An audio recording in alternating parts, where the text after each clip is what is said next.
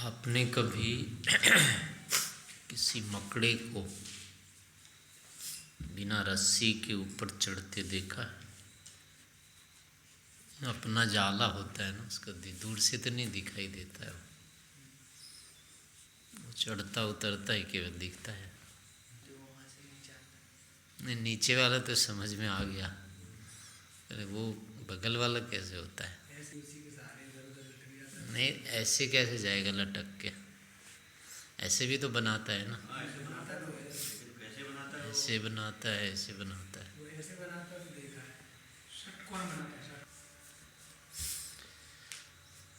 चलो, वो तो कम से कम जाले के सहारे चढ़ता है, आगे जाता है। आपके जाले समझ में आते हैं? किसके सहारे आगे बढ़ रहे हैं? दिन प्रतिदिन ये जीवन कैसे आगे जा रहा है? कोई रस्सी तो है नहीं, कोई तो चाहिए सहारा। बिना सहारे के तो जा नहीं सकते, चल नहीं सकते। तो क्या है वो? जीवन तो चलो घट रहा है, लेकिन हमको क्या लगता है आगे बढ़ रहा है? घट रहा है लगता है, बढ़ रहा है, आगे जा रहे हैं? आगे जा रहे हैं, ये लगता है ना। घट तो रहा है, वो तो शरीर घट रहा है, पर अनुभूति क्या कह रही है? आगे जा रहे हैं ना, पीछे जा रहे हैं या आगे जा रहे हैं, क्या लगता है? पर ये नहीं लगता है कि चलो एक दिन के बाद एक दिन बीत गया, हम आगे हो गए, बीत गया, हम आगे हो गए, आगे जा रहे हैं। और चलो कोई विपत्ति आ गई, कष्ट बाधा हो गई, जैसे बुखार कभी मान लो किसी दिन आ गया रात को बहुत तेज, तो रात कटती नहीं है ना, बहुत बड़ी लगती है रात। कब कटेगी, कब जाएगी, कब जाएगी, यानी उस समय आगे नहीं बढ़ रहे होते, ऐसा लगता है। लेकिन बाकी समय तो इसका मतलब ये लगता है ना हम आगे बढ़ रहे हैं। उस समय कैसे लगता है ऐसा? टटोल के देखो, कहीं पकड़ में आ जाए, रस्सी तो है।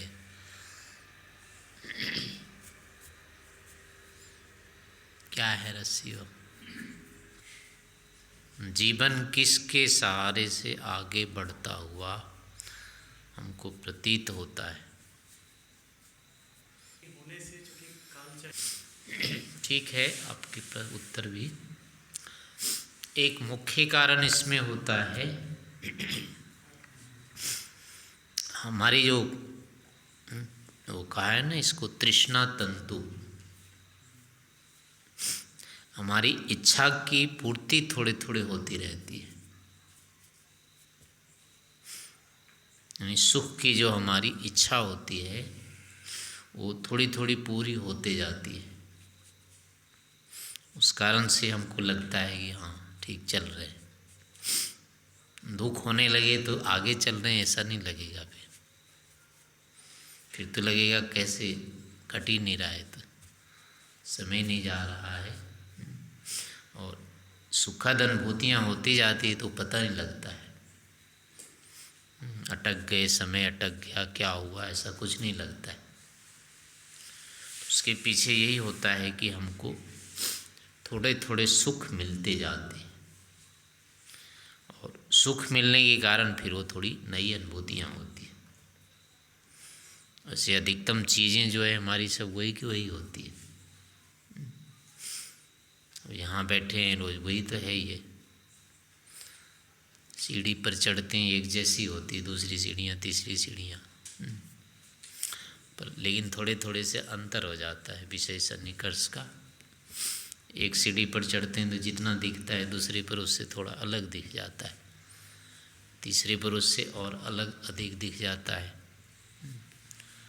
तो ऐसे करके यानी चीज़ एक ही होने पर भी संयोग भेद होता है विषयों में। और उससे अनुभूति भेद होता है, और अनुभूति भेद होने से फिर हमको सुख हो जाता है। जितनी भी नई अनुभूतियाँ होगी वो सुख उत्पन्न करती है। तो इन अनुभूतियों में क्या होता है, सन्निकर्ष अलग अलग होता रहता है, हर समय एक ही जैसा नहीं हो पाता है। थोड़ा न थोड़ा किसी न किसी नए के साथ उसका संबंध बनता दिखता है। तो उस आधार पर हमको सुख थोड़ा नया हो जाता है, और वही सुख हमारी इस संतुष्टि का कारण बना रहता है। सुखद और नई अनुभूति ये होती रहती है, उससे हम संतुष्ट रहते हैं। पीछे जाने की, गिरने की, उसके कारण से अनुभूति नहीं होती है। सुख की आशा जैसे ही समाप्त हुई, वैसे लगता है जीवन रुक गया, और आगे सुख नहीं मिलना है अगर ये हो गया, और प्रयास किया उसके लिए और प्रयास नहीं हो पाता है, प्रयत्न नहीं कर पाते हैं, बल नहीं लगता है, और उसमें भी थोड़ी थोड़ी चिंता दिखाई देती है, तो लगता है हमारा जीवन अब नीचे जा रहा है, या प्रयास किया निकल ही नहीं पाते हैं, तो लगता है कि अब तो गिर गए गड्ढे में। और इन सब में वस्तुतः कारण होता है कि सुख नहीं मिलता है उस काल में, प्रतिकूलता होती, इच्छा की यानी पूर्ति नहीं हो पाती। इच्छा अनुकूल होकर के यदि होते रहे, यानी इच्छा की पूर्ति होती जाए, सुखद अनुभूति होती जाए, तो इस तरह का कोई शोक, पश्चाताप, नीचे गिरने की, हानि की कोई अनुभूति नहीं होगी। और इसमें हमारा जीवन जो होता है निर्बाध आगे बढ़ रहा है, ऐसा बनता है इसमें संस्कार, या ऐसी अनुभूति हमारी बनती है कि हमारा जीवन आगे बढ़ रहा, आगे बढ़ने का होता है सुखद रूप में व्यतीत हो रहा है।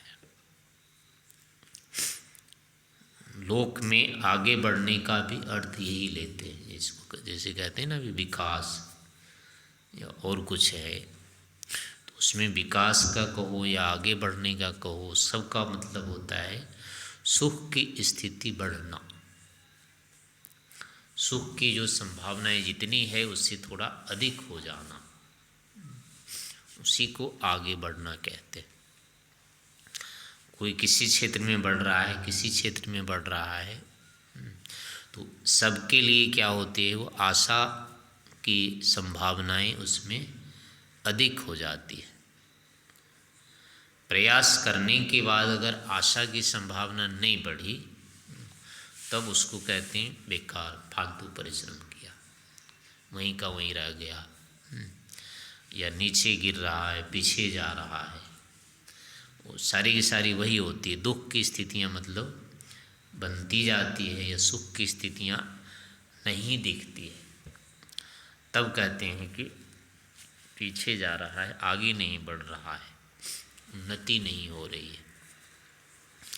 और सुख बढ़ता जा रहा है तो उसकी उन्नति हो रही।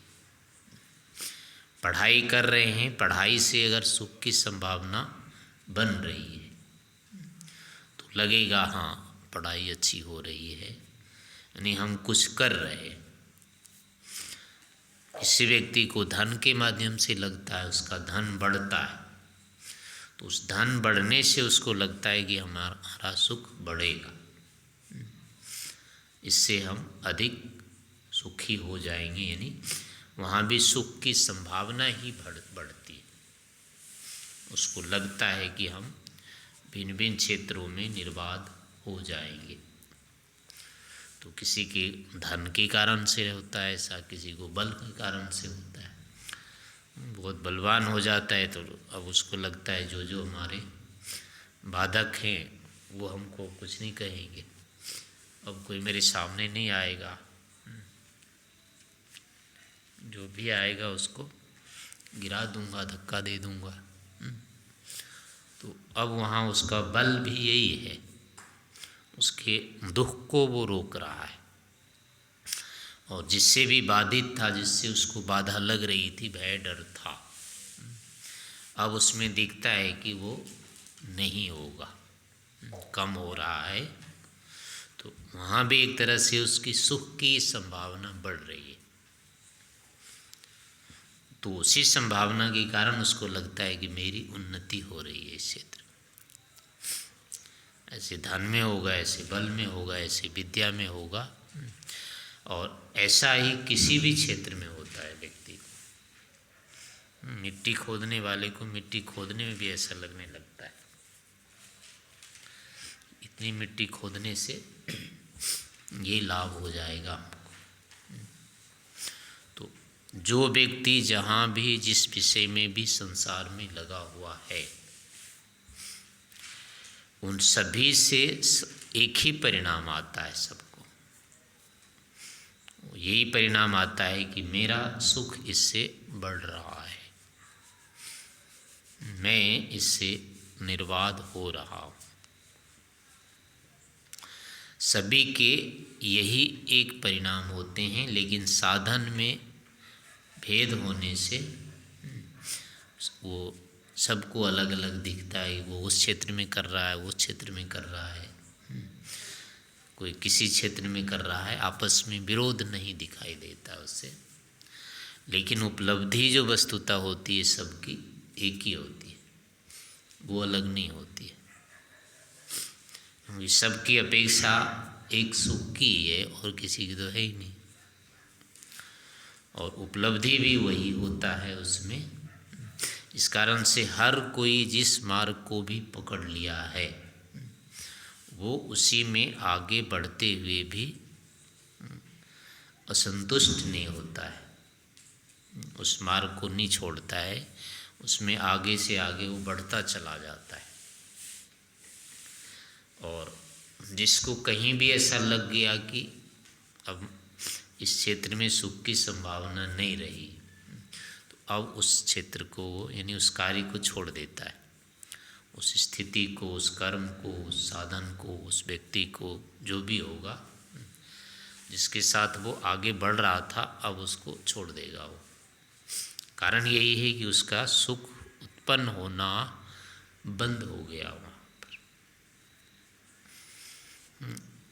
छोटा बच्चा भी या कम जिससे देखा था आपने, पाठ पढ़ रहे थे, तो उसमें भी यही हो रहा था कि पहले जो नहीं जानते थे वो अब जाना, फिर आगे और जाना वो जो नहीं जानते थे, तो उसमें नया नया ज्ञान होता जा रहा होता है।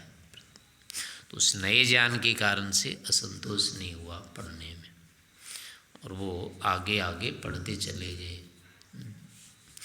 अगर नया नया ज्ञान नहीं होता और उस नए ज्ञान से सुख नहीं होता तो नहीं पढ़ सकते थे, छोड़ देते पढ़ाई। तो ये जो स्थिति होती है सबकी ऐसे ही रहती है। जो बालक पढ़ रहा होता है उसको भी पाठ से सुख होता है, और जितना सुख होता है वैसे बहुत बड़े विद्वान को भी उतनी सुख होता है। फिर उसको उस स्तर के विषय से फिर सुख होता है, निचले विषयों से उसको सुख नहीं होगा, लेकिन ऊपर के आगे के विषयों से फिर उसको सुख उसको उतना ही होता है। क्योंकि यहाँ के संपूर्ण विषयों में एक ही सुख होता है, केवल सत्व का ही सुख होता है। दो तरह का सुख होता ही नहीं लोक में, सारे सुख ही दो तरह के हैं बस, तीसरे प्रकार का कोई सुख ही नहीं होता है। पहला सुख तो ईश्वर का है, वो योगी को मिलेगा, मुक्तों को मिलेगा, बाकी किसी को तो वो मिलना नहीं है। और शेष बच गया सुख, वो केवल प्रकृति का होगा, लोक में जो होता है। और प्रकृति में केवल सत्व में सुख होता है, और एक सत्व जैसा होता है दूसरा भी वैसे ही होता है। तो इस कारण से सुख में भेद तो होगा नहीं यहाँ पर, सुख एक ही ढंग का होगा, लेकिन वही सुख भिन्न भिन्न संबंधों से अलग अलग होता दिखता है। बस प्रत्येक क्षण वही सुख होता है, लेकिन अलग अलग माध्यमों से होता है। उसके जो विषय होते हैं या आश्रय भेद से होता है। तो आश्रय भेद के कारण से उसमें हमको नहीं लग पाता है कि मैं पुनः पुनः उसी सुख को भोग रहा हूँ। सुख तो एक ही होता है, लेकिन वो सुख आश्रय भेद से अलग अलग दिखता है, क्योंकि आश्रय में भेद रहता है। उसके गुण में, स्वरूप में, स्थिति में अलग अलग भेद हो जाने से सुख भी वैसे ही मान लेते हैं। एक मिठाई में जो मिठास, एक ही चीनी से सारी मिठाई बन जाती है, तो मिठास का जो सुख होगा वो तो एक ही होगा, लेकिन एक मिठाई में जो मिलाया जाता है दूसरे में कुछ और होता है। मेवे की मिठाई होगी एक, और दूसरी आटे की होगी। ऐसे अलग अलग चीज़ें, उसमें मेल में भेद होता जाएगा। चीनी एक ही थी, लेकिन अलग अलग के साथ उसका मिश्रण होता है, उसकी मात्रा अलग अलग हो जाती है। तो उस अलग अलग मात्रा के कारण से अब सन्निकर्ष में भेद होता जाता है। वही मिठास अन्य मात्राओं के साथ कम अधिक अन्य प्रकार का हो जाता है। तो इससे अब वो एक ही मिठास है ऐसा नहीं लगता है, और ऐसा ना लगने के कारण से फिर ये वही है, उसमें प्रतिभिज्ञा नहीं हो पाती है। प्रतिभिज्ञा नहीं होने के कारण से फिर क्या होता है, उसमें विवेक नहीं होता है। यानी एक ही वस्तु में दोबारा तिबारा अनुभूति होने पर भी अगर ये लगे कि ये वो नहीं है, दूसरा है, तो ये मिथ्या ज्ञान होता है। उस वस्तु में लगना चाहिए ये वही है, तो वही है लगते ही अब उसमें विवेक हो गया हो। लेकिन अगर ये नहीं लगा कि वही है, तो वो अब अविवेक होता है फिर। और अविवेक में फिर क्या होती है, बुद्धि अब स्थिर नहीं होगी, यानी उस विषय से विरक्ति नहीं हो सकती है। तो लौकिक विषयों में इसी कारण से विरक्ति नहीं होती है कि उसमें उत्पन्न होने वाला जो सुख है वो एक होता हुआ भी हमको एक है नहीं लगता है। हर समय वो सुख जो है वो नया नया ही लगता है। इस अविवेक के कारण से जिज्ञासा उस सुख में हमारी बनी रह जाती है जम की त्यों, और वो जिज्ञासा शांत नहीं होने के कारण हम उस परंपरा को आगे से आगे बढ़ाते चले जाते हैं। प्रतिकूलता जो कि नहीं होती है, सुख अनुकूल होता है, तो इस कारण से उससे द्वेष भी नहीं होता है। वो लगता जाता है हाँ ठीक है, होवे ऐसा ही। लेकिन यहाँ मिथ्या ज्ञान यही होता है कि सुख वही है, ये लगना जो चाहिए वो नहीं लगता है, और ऐसा जब तक नहीं लगेगा कभी भी वैराग्य नहीं होगा लोक से। और जिस दिन लग गया कि ये तो वही है, वैराग्य उसी दिन हो जाएगा।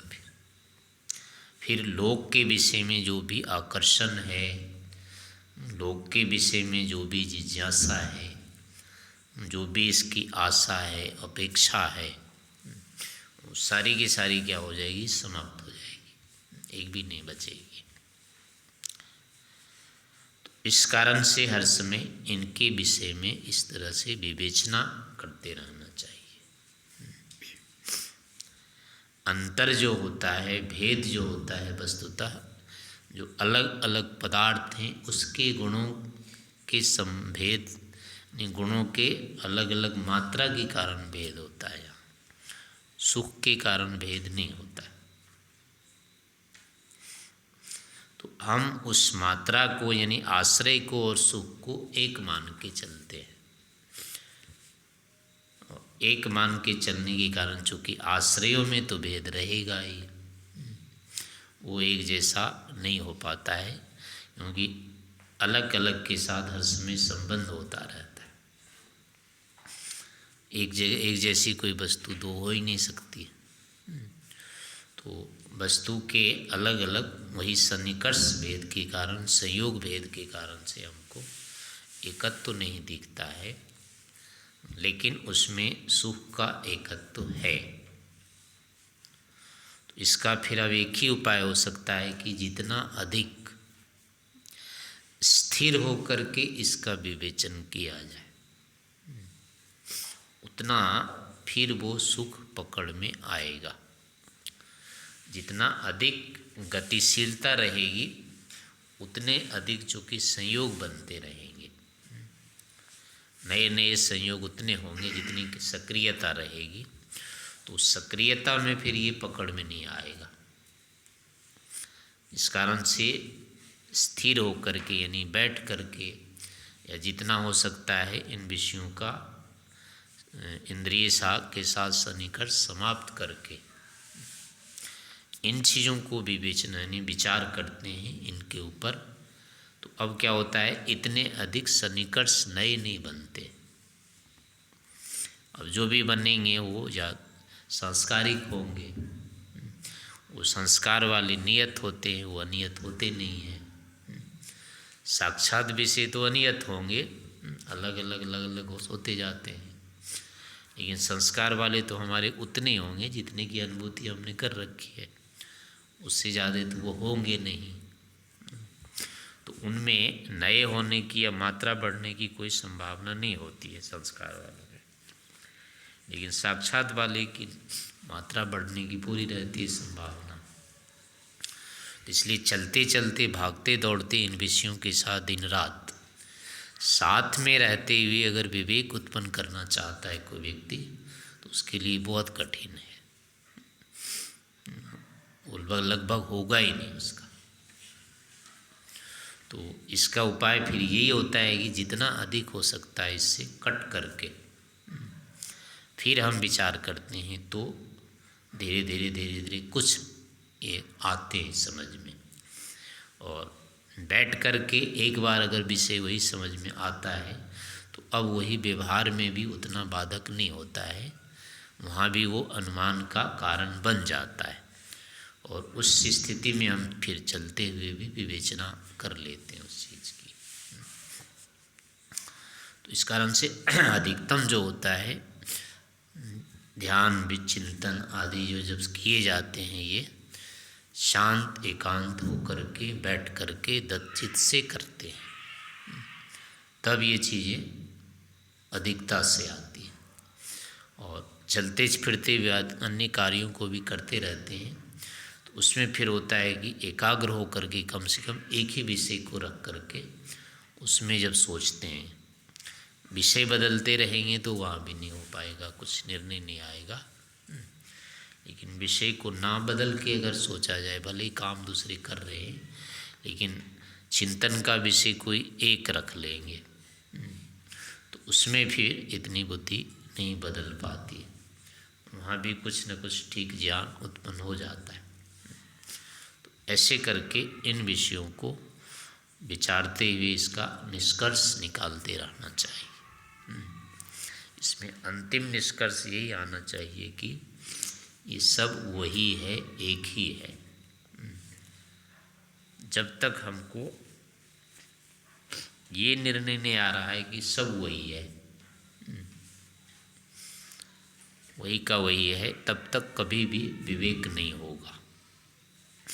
और जितना जल्दी ये आ जाए कि ये तो वही है बस, तो उतना जल्दी फिर ये विवेक हो जाएगा। क्योंकि संसार के जो भी पदार्थ मात्र हैं वो सभी के सभी नियत है बस, कभी एक भी द्रव्य यहाँ बढ़ता नहीं है, एक भी द्रव्य यहाँ घटता नहीं है। जिसका अस्तित्व है, जिसकी सत्ता है, वो नष्ट नहीं होगा, वो सदा रहेगा ही रहेगा। और बिना यानी कोई अभाव से अभाव कोई होता नहीं है। ऐसी स्थिति में कोई नई चीज़ तो कभी आएगी नहीं, जो है वही रहेगी, और जो है वो कहीं जाएगी नहीं, वो नष्ट नहीं होती है। तो ऐसे के इस कारण से क्या होता है, सभी चीज़ें सुनिश्चित है, और सुनिश्चित होने के कारण अब उनके गुण कर्म भी सुनिश्चित रहेंगे। हाँ, संबंध विशेष के कारण से अंतर आएगा, लेकिन वस्तु रूप में अंतर नहीं आएगा, उसकी मात्रा आदि सब कुछ नियत है। तो ऐसे करके विचार करते जाते हैं, विचार करते जाते हैं, धीरे धीरे धीरे वही विषय हमारे सुनिश्चित होते जाते हैं, नियत होते जाते हैं, स्थिर होते जाते हैं, कम होते जाते हैं। और एक दिन यही होते होते फिर वो जो कहा है, अंधो मणिम अविद्यत, यानी विचार करते करते किसी दिन जाकर के अब विचारने के लिए कोई विषय बचता ही नहीं है, वो सारा का सारा उसके विचार में आ जाता है, सब उसको समझ में आ जाता है कि बस इतना ही है, ये तो वो उसकी पूरी मात्रा होती है।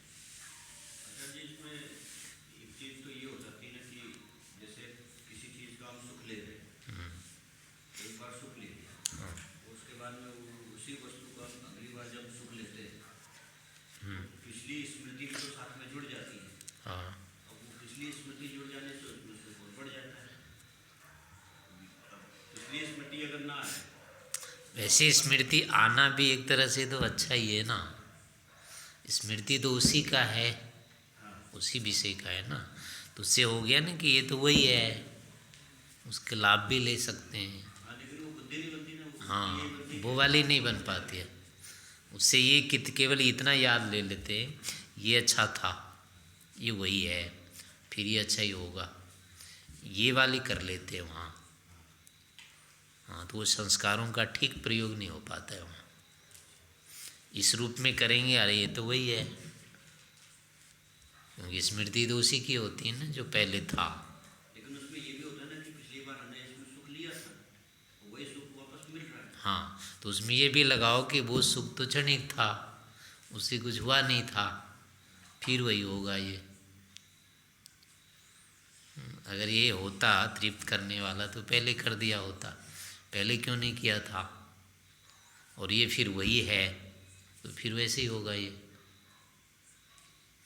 तो संस्कारों से फिर ऐसे लाभ भी ले सकते हैं, ये लाभ लेंगे तो उसमें फिर विवेक हो जाएगा, और नहीं जोड़ेंगे ये तो वही बहुत अच्छी चीज़ पहले थी, अभी भी है, फिर क्या होगा, फिर चलो इसको ले लेते, इससे फिर क्या होंगे, वही विवेक अविवेक के संस्कार बन जाएंगे, उसकी मात्रा बढ़ जाएगी।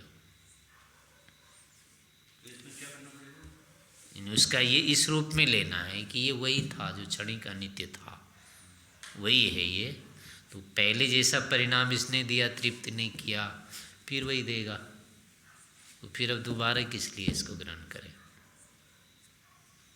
उन्हें उस संस्कारों से ऐसे लेना है इस प्रयोग।